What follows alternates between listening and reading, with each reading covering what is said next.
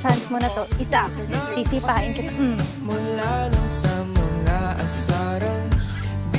Hi, Dax. Hi, Dex.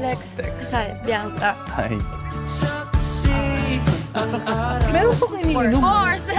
5 seconds! Alam mo kasi, pag bumabiyahe ako, ang saya-saya. Pag di mo binuksan yung mata mo, bibitawan kita. Wag naman. Gusto ko makahanap ng sigurado. Alam mo yun, yung kahit ano mangyari, hindi siya mawawala. Alice will not promise! Woo! Gusto mo makita? Pwede.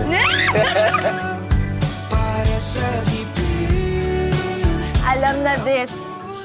Everyday karata. Uy! Hindi, no? TTH lang.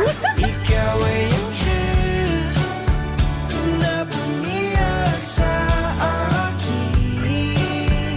Huwag ka nang mawala sa Kaya na tayo? Kiss muna. Di ba, babe, mas maganda kung mas malaki yung kita mo. Nag-apply ako ng line cook dun sa hotel. Di naman ako binalikan. Kuha pa yung ex mo, ah. Ano, mahal mo pa ba?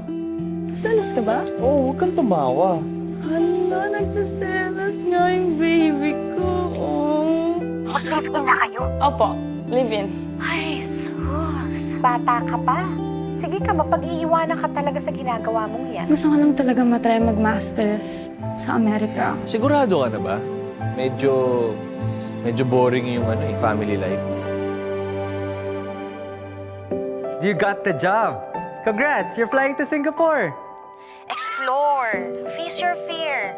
Take risk. Ang bata pa natin, Biancs. Pero paano si Dex? Si Dex? Paano ikaw? Pag pumunta ka dun, may makilala kang ibang lalaki. Paano na?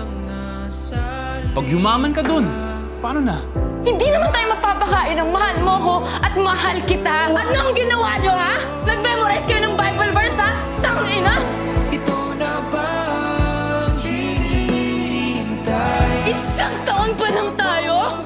Pero putang ina, itong relasyon na to parang 10 taon na. Nakakapagod, Dex. Nakakapagod ka mahalin. Ay, ikaw, tingin mo, hindi ka nakakapagod?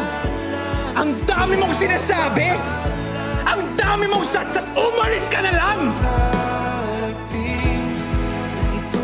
Promise, maayos natin to. Pagka-uwi natin galing Pampanga, okay na tayo.